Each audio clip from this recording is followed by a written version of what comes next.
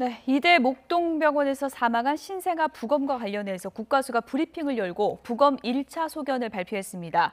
숨진 아기 4명의 정확한 사인이 규명될 수 있을지 주목되고 있습니다. 전문가 두 분을 모셨습니다. 오한진 을지대학교 병원 가정의학과 교수 그리고 최진영 변호사 나오셨습니다. 어서 오세요. 네, 안녕하세요. 네. 아직 정확한 사인은 밝혀지지 않았습니다. 두 가지 가능성에 대해서 좀 짚어보도록 하겠습니다. 먼저 첫 번째 키워드 보시죠. 소장과 대장 일부가 약간 부풀어 있는 그런.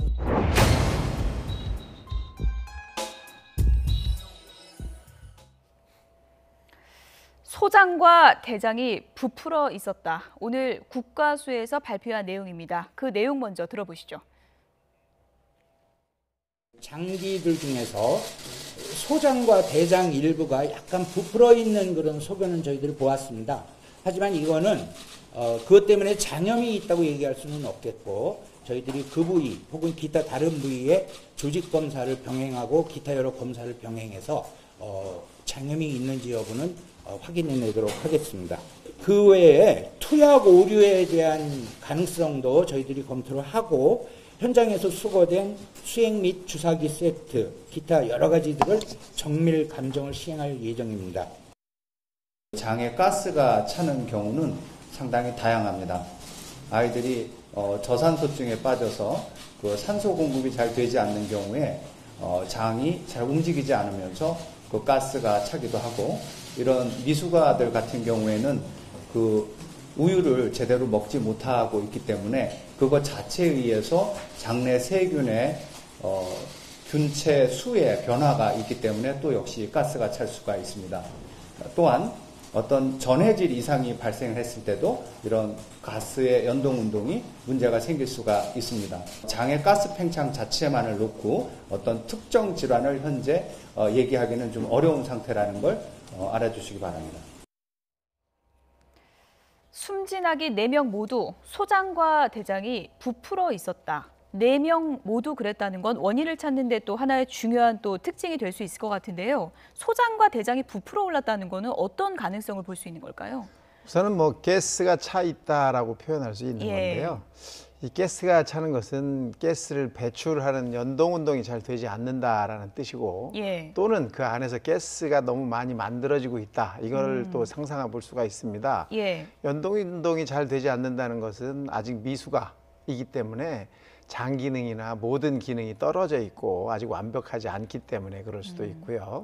만약에 이제 장 안에서 가스가 많이 만들어졌다면 그것은 장 안의 점막에서 어떤 염증이 생겼을 가능성도 배제할 수는 없습니다. 하지만 이미 부검하면서 눈으로 육안으로 확인한 결과는 그런 염증이나 괴사는 보지 못한 것으로 확인이 되기 때문에 이 조직 검사 소견을 확인해야만 더 확인할 수 있을 거라고 생각합니다. 그러니까 여러 가지 가능성을 타진해 볼 수 있지 이게 뭐 이렇게 결정적인 증거가 될 수는 없다 이런 말씀이시군요.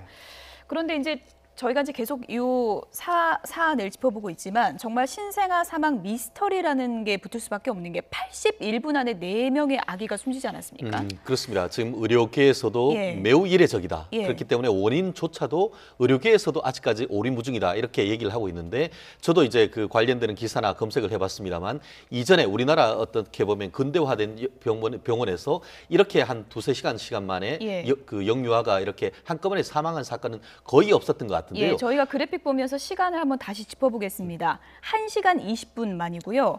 9시 32분부터 10시 53분까지 순차적으로 4명의 신생아가 숨지는 안타까운 일이 일어난 겁니다. 그렇습니다. 그렇기 때문에 이것에 대해서 여러 가지 그 원인에 대해서 얘기를 하고 있습니다만, 가장 지금 그 얘기하고 있는 것이 첫 번째 지금 그 말씀하신 것처럼 여러 가지 그 감염병의 위험이 있지 않나 하는 그런 얘기가 나오고, 더불어서 지금 조금 전에 이제 인큐베이터 이 그 아이들 같은 경우에는 이 제대로 어떤 개월수를 원령을 채우지 못한 조산아 내지 미숙하다라고 얘기를 하고 있고, 그와 같은 그 지금 현재 이대목동병원에 있는 그 인큐베이터 같은 경우에 그 언론 보도를 보면은 10년 이상 된 인큐베이터들이 상당수 있었다라고 해서 이 그 인큐베이터를 비롯한 어떤 그 의료 시설 자체 관리의 문제, 이 문제도 하는 것 같습니다. 더불어서 현재에서는 의료 과실의 어떤 그 얘기를 하고 있습니다만, 더불어서 외국 케이스를 봤을 때는 경우에 따라서는 단순한 과실이 아닌 우리가 모르는 어떤 고의적인 범죄에 대해서도 사실 조사를 해야 될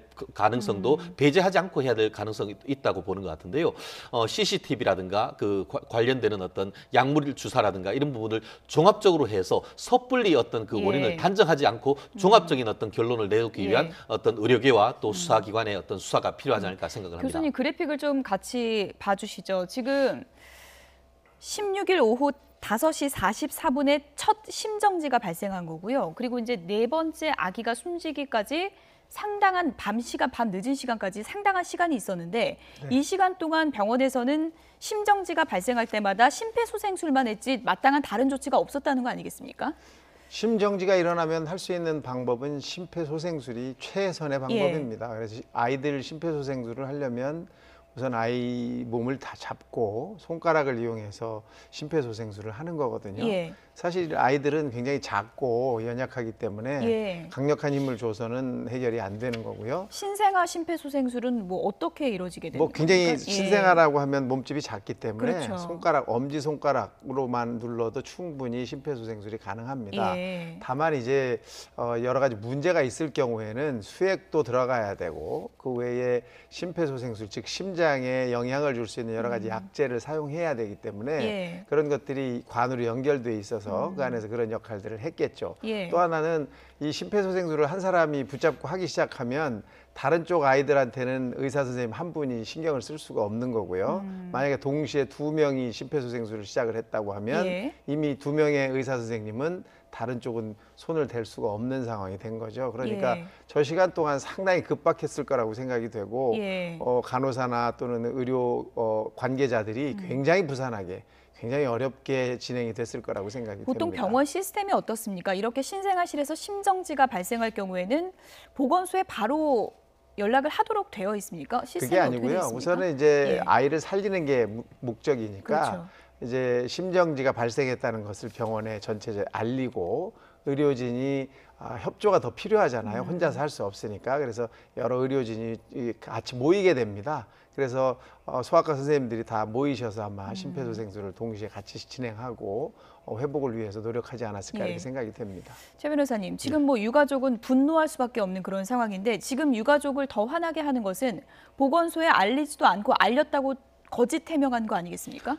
그렇습니다. 지금 그 언론 브리핑을 통해서 이와 같은 얘기를 했고 본질적으로 이 유족에게는 그와 같은 사실도 알리지 아니한 채 어떻게 보면 대언론만 대응을 해서 국민을 바라만 받는 그런 부분에 대해서 특히 피해자들은 소외된 것에 대해서 얘기를 하고 있고 더불어서 말씀하셨듯이 언론 발표를 통해서는 본인들이 이제 그 보건소라든가 이런 데 연락을 했고 또 경찰에도 신고를 했다는 취지로 하지만 알고 봤더니만 이 보건소 112에 신고했는 것은 유족이었고 또 그리고 또 보건소에 연락했는 것도 그 병원이 아니고 경찰에서 신고를 했다라는 그런 내용이 있기 때문에 해명했는 내용과 결국 그 실체가 상당히 달랐다는 점에서 본인들은 물론 그 거짓말할 의도가 없었다라고 함에도 불구하고 그 뒤에 있는 어떤 의료법상 적법 절차에 따르는 신고 의무 이런 부분이 소홀했는 것이 아닌가. 결국 그와 같은 것이 결국 사람을 살릴 수도 있었는데 결국 사망에 이르게 한 과실이 아니었는가 하는 그런 어떤 법적 쟁점과도 직접적인 연결이 되는 부분이기 때문에 앞으로 그 부분도 계속 들여다봐야 될 것 같습니다. 신생아 4명이 이렇게 잇따라 숨진 이유가 무엇일까요? 이번엔 두 번째 키워드 확인해 보도록 하겠습니다.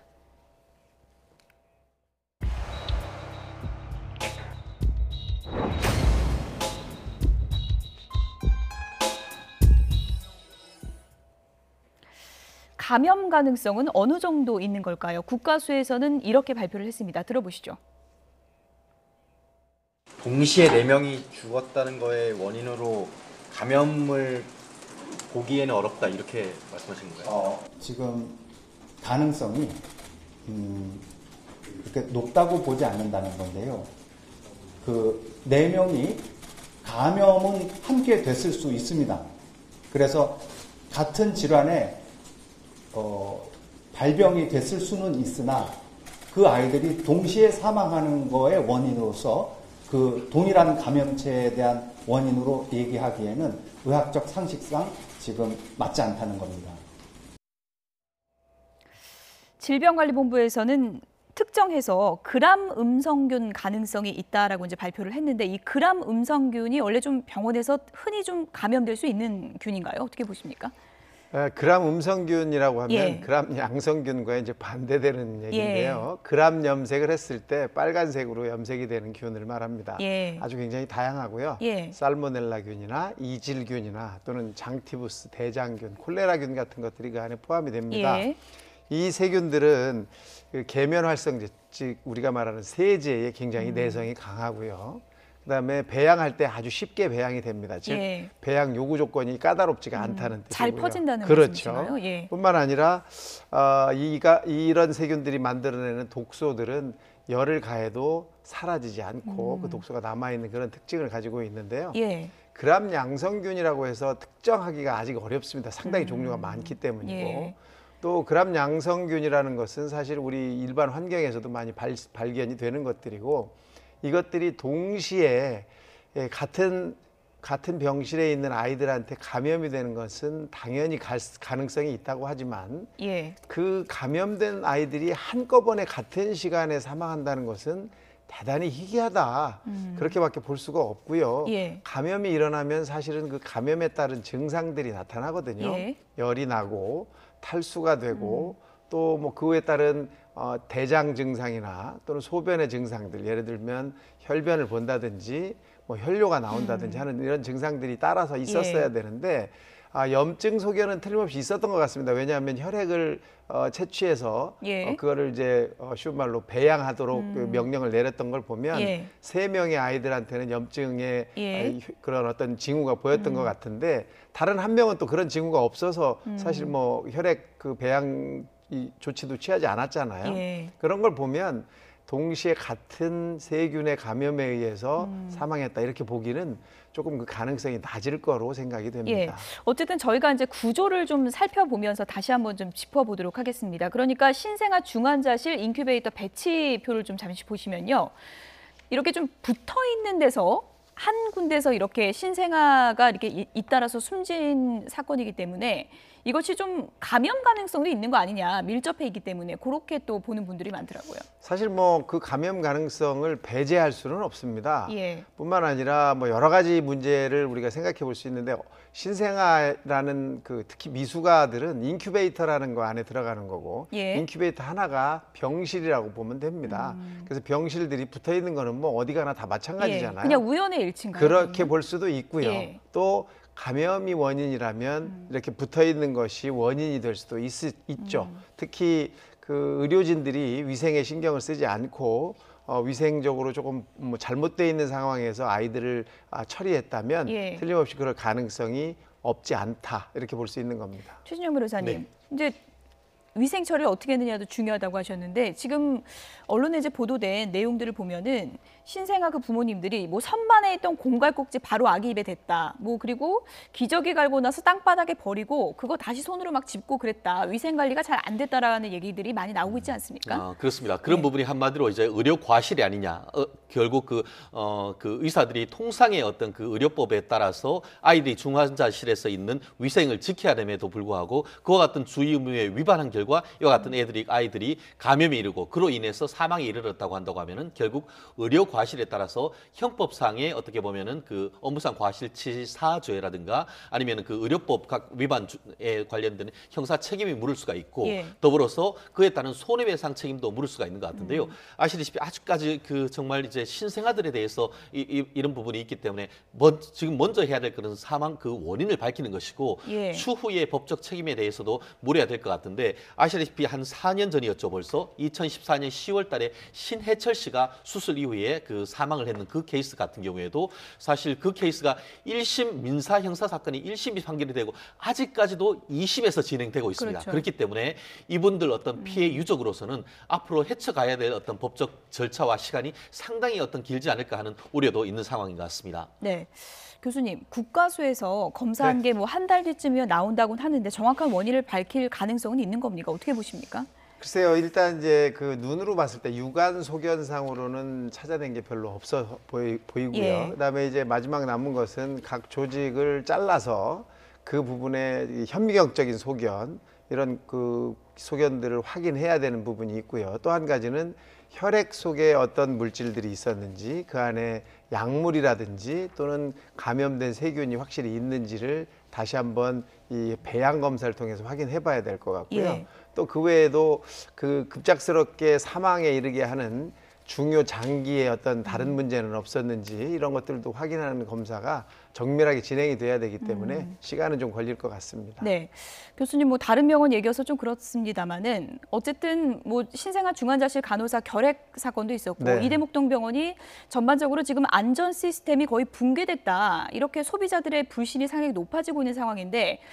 이런 경우에는 어떻게 좀 근본적으로 이걸 개선할 수 있는 겁니까? 네, 우선 뭐 그 소비자라고 할 수 있는 예. 이 국민들을 설득할 수 있도록 납득할 수 있을 만한 조치가 상응해야 될 거라고 생각합니다. 따라서 이 인큐베이터의 노후화도 해결을 해야 될 것 같고 CCTV라든지 또는 그 안에서 의료진의 하는 이런 일거수일투족을 우리가 확인할 수 있도록 그런 보안 장치도 잘 만들어야 될 것 같고요. 뿐만 아니라 이런 일을 처리하고 난 다음에 대책을 어떻게 했는지에 대한 조치도 네. 정확하게 국민들한테 밝혀야 그런 신뢰를 회복할 수 있을 거라고 생각이 됩니다. 예.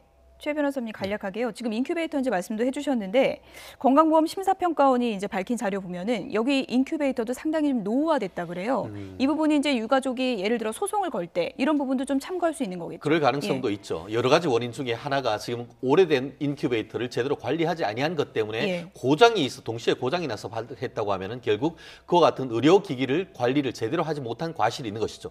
아시다시피 이대목동병원 같은 경우에는 강속으로 크게 지금 해서 옮기려고 하는 과정에서 비용을 최소화하려고 했는 과정에서 이와 같은 문제가 생긴 것이 아닌가 하는 그런 의혹이 있습니다. 그렇기 때문에 각종 원인을 살피는 가운데서 아이들의 감염뿐만 아니고 말씀하셨듯이 추가적인 어떤 그 손해 그 어떤 발생 위험이 발생할 수도 있기 때문에 오래된 이와 같은 인큐베이터에 대한 검사 꼭 필요한 것 같습니다. 교수님 끝으로요.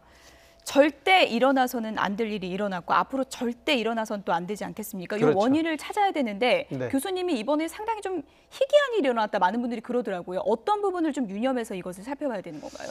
우선 이렇게 동시다발적으로 사망을 했다라는 것이 이제 가장 큰 문제인데 이 사람 목숨이 사실은 그렇게 금방 목숨을 잃을 만한 일들이 이렇게 많이 일어나는 게 아니거든요. 그래서 특히 미숙아한테서 이런 일이 일어났다면 그 원인이 여러 가지 물론 추론해 볼 수 있지만 의료진의 과실이 있는지부터 먼저 제대로 확인을 해야 될 것 같고요. 두 번째로는 장비에 문제가 있는지, 그렇다면 또 하나는 환경적인 문제, 예를 들어서 병원 내 감염이 생겼다든지 하는 것들이 또 다른 문제가 될 수 있기 때문에 그 시설에 대한 문제도 한 번 더 확인해서 정확하게 확인을 제대로 한 다음에 그걸 해결하는 방법을 찾아야 될 것 같습니다. 세상에 나오자마자 세상을 떠나야 했던 신생아 4명의 죽음, 정말 안타까운 사고입니다. 지금 경찰 수사도 이뤄지고 있으니까요. 철저하게 원인을 밝혀야 될 것 같습니다. 오한정 교수님은 여기서 보내드리겠습니다. 고맙습니다. 고맙습니다.